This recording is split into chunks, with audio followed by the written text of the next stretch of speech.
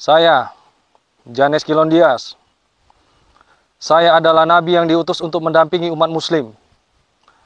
Saya adalah nabi yang memiliki mukjizat multi super telepati.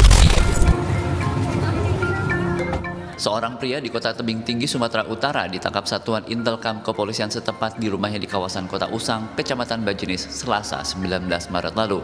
Pria bernama Janes Kilondias ini ditangkap lantaran pengakuannya sebagai nabi dan hendak membubarkan agama Islam. Apa kalau ingat orang ini? Ahmad Musadek, pria asal Depok yang mengaku mendapatkan wahyu dari Allah setelah melakukan puasa dan menyepi selama 40 hari di vilanya sendiri yang berada di Gunung Bundar, Bogor.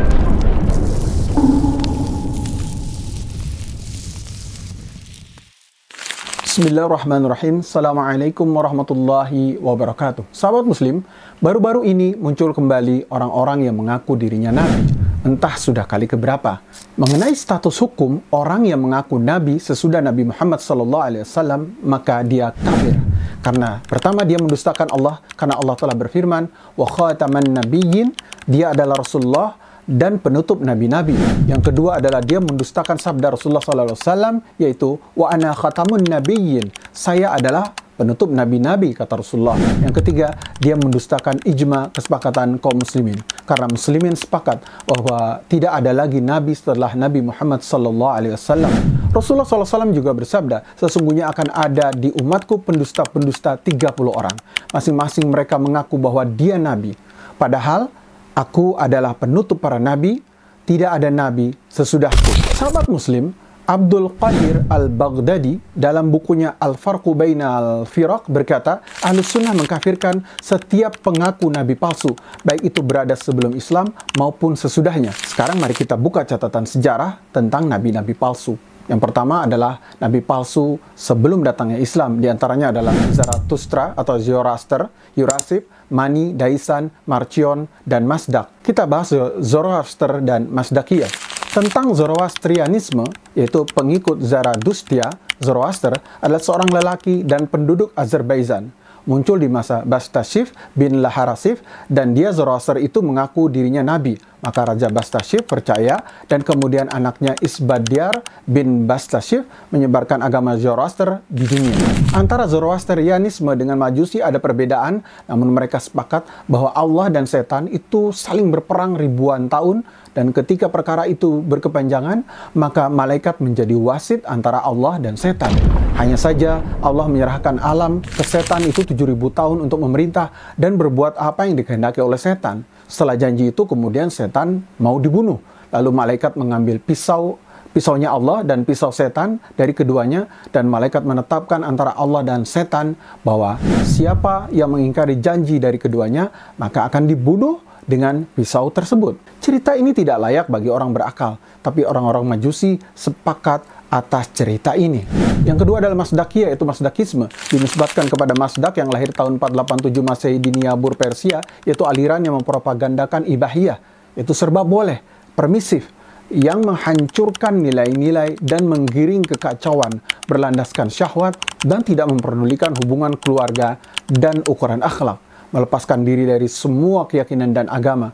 Bahkan aliran itu adalah asal mula komunisme dan teori Karl Marx, yaitu Marxisme. Asy-Syahrastani berkata, Mazdak menghalalkan wanita dan harta, dan menjadikan manusia bersekutu di dalam memiliki wanita, itu seks bebas, dan juga harta, dan itu seperti dalam hal air, api, rumput, dan hal ini menjadi milik bersama. Sehingga negeri Persia tenggelam dalam kekacauan akhlak dan bejatnya syahwat mereka. Kemudian selain itu juga telah terbukti apa yang dikabarkan Nabi SAW tentang adanya nabi palsu. Dan itu ternyata muncul di masa Nabi SAW, yaitu yang pertama adalah Musailamah al-Kadzab di Yamamah, dan yang kedua adalah Al-Aswad al-Ansi di Yaman. Adapun Al-Aswad al-Ansi telah dibunuh oleh kaum muslimin sebelum wafatnya Nabi Muhammad SAW. Sedangkan Musailamah al-Kadzab diikuti oleh satu kaum dari penduduk Yamamah di Hijaz, di Jazirah Arab. Ketika Abu Bakar As-Siddiq dibaiat menjadi khalifah, maka Abu Bakar menyiapkan tentara dari Muhajirin dan Ansar dengan panglimanya Khalid bin Walid ke Yamamah, dan terjadi peperangan yang sangat dahsyat. Sejumlah muslimin terbunuh, di antaranya para sahabat yang utama dan para qurra, yaitu para penghafal Quran, dalam jumlah yang besar. Tapi akhirnya Allah membunuh Musailamah al-Kadzab, pendusta itu, di tangan kaum muslimin pada masa kekhalifahan Abu Bakar As-Siddiq. Yang ketiga adalah kemudian muncul Tulaiha al-Asadi, dan dia mengaku juga sebagai nabi. Dan yang keempat juga muncul Sajah At-Tamimiyah, dia mengaku juga nabi yang perempuan. Hanya saja Allah memberi hidayah kepada Tulaiha, kemudian bertobat kepada Allah. Demikian pula Sajah, dia bertobat juga kepada Allah. Dan yang kelima kemudian muncul Al-Mukhtar bin Abi Ubaid As-Saqafi di masa kekhalifahan Abdul Malik bin Marwan. Al-Mukhtar mengaku nabi, maka Allah membunuhnya juga di tangan kaum muslimin. Nah, sahabat muslim, yang berikutnya adalah Mirza Ghulam Ahmad Al-Qadiani. Dia mengaku nabi dan diikuti kaumnya. Jadilah pengikut-pengikutnya itu namanya adalah Qadianisme, yaitu Ahmadiyah Qadian. Mereka telah dikafirkan oleh kaum muslimin. Nah, sahabat muslim, kemudian Nabi palsu juga ada di Indonesia, yaitu Ahmad Mossadegh alias Haji Abdus Salam, mantan pelatih bulu tangkis Indonesia. Mengangkat dirinya menjadi Rasul pada tanggal 23 Juli 2006 setelah bertapa di Gunung Bunder, Bogor, di Jawa Barat selama 40 hari 40 malam. Sejak itu Ahmad Mossadegh dengan istrinya Wagiem, mantan kepala sekolah Al-Azhar Kemang, Jakarta, mengaku sebagai Rasul. Mossadegh mendirikan Al-Qiyadah setelah mempelajari Al-Quran secara otodidak hingga mempunyai pemahaman tersendiri pada tahun 2001. Nah, sahabat muslim, nabi palsu lainnya adalah dari komunitas Lia Eden. Lia Eden yang semula sebutannya adalah Lia Aminuddin telah mendirikan agama Salamullah. Lalu dia mengangkat imam besarnya, yaitu Abdul Rahman, alumni IAIN Jakarta, dan kemudian Abdul Rahman diangkat pula sebagai sosok reinkarnasinya Nabi Muhammad SAW. Nah, sahabat muslim, apa sih sebenarnya perbedaan antara nabi dan rasul? Rasul adalah orang yang diutus kepada kaum kafir dengan membawa syariat berupa perintah dan larangan. Lalu sebagian mereka ada yang beriman, sebagian yang lain malah kafir. Misalnya Nuh alaihissalam diutus kepada orang-orang kafir, maka sebagian mereka beriman dan sebagian kafir. Para rasul itu seperti Nuh, Hud, Shalih, Shu'aib, Ibrahim, Musa, Isa, dan Nabi kita Muhammad SAW. Adapun nabi adalah orang yang diutus kepada kaum mukminin, tidak diutus kepada kafirin, dan dibebani dengan mengerjakan syariat yang telah ada terdahulu. Misalnya Adam adalah nabi, tapi nabi kepada keturunannya, dan belum terjadi kemusyrikan pada zamannya. Dan Syits adalah nabi.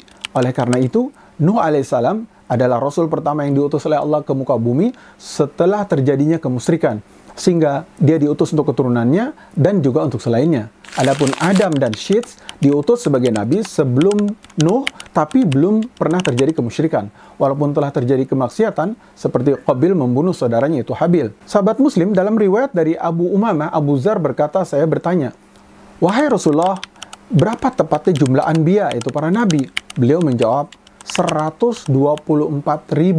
Rasul dari yang demikian itu 315 jumlah besar. Nah, sahabat muslim, jadi jumlah nabi itu jumlahnya 124.000, sedangkan rasul itu berjumlah 315 orang. Demikianlah, semoga bermanfaat. Barakallahu fikum. Assalamualaikum warahmatullahi wabarakatuh.